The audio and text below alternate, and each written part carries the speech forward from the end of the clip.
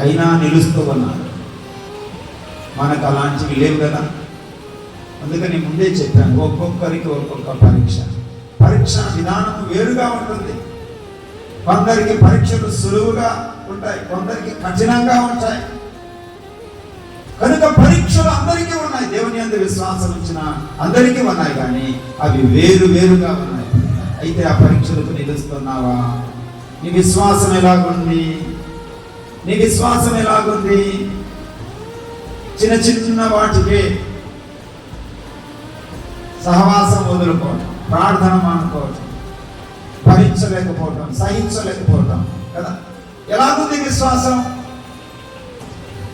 ఇక్కడ రాస్తున్నాడు కదా, మీ సహోదరులారా మీ విశ్వాసమునకు కలుగు పరీక్ష ఓర్పును పుట్టించునని ఎరిగి మీరు నానా విధమైన శోధనలో పడినప్పుడు మహానందమని ఎంచుకోనండి. ప్రభునందు ప్రేమైన వారు, నానా విధమైన శోధనలు ఒక పరీక్షలు ఉన్నాయి. విశ్వాసానికి పరీక్ష ఉన్నది. దేవుడే ఒక మాట అంటున్నాడు. యెషయా గ్రంథం 48వ అధ్యాయం ఒక మాట చూడండి. 48వ అధ్యాయం 10వ వచనంలో దేవుడే పరీక్షించాడట. దేవుడు పరీక్షిస్తున్నాడట. ఎలాగ పరీక్షిస్తున్నాడు? ఎలాగ కొంతమంది దేవుని చేత పరీక్షించబడతా ఉన్నారో మనం జ్ఞాపకం చేసుకుంటాం. నేను నిన్ను పుటము వేసి తిని వెండిని వేసినట్టు కాదు,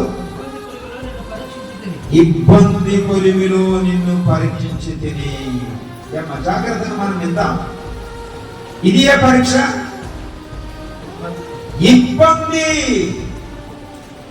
ఇబ్బంది అనే పరీక్ష. ఆ ఇబ్బందులు ఏంటో నీకు తెలుసు. నీవు అనుభవించుతున్నటువంటి ఇబ్బందులు ఎలాంటివో నీకు తెలుసు. ఒకరి ఇబ్బంది ఒక రకంగా ఉంటుంది, మరొకరి ఇబ్బంది మరొక రకంగా ఉంటుంది. అయితే అది కొలిమిలాగా ఉంది అని మనం చూస్తా ఉన్నాం.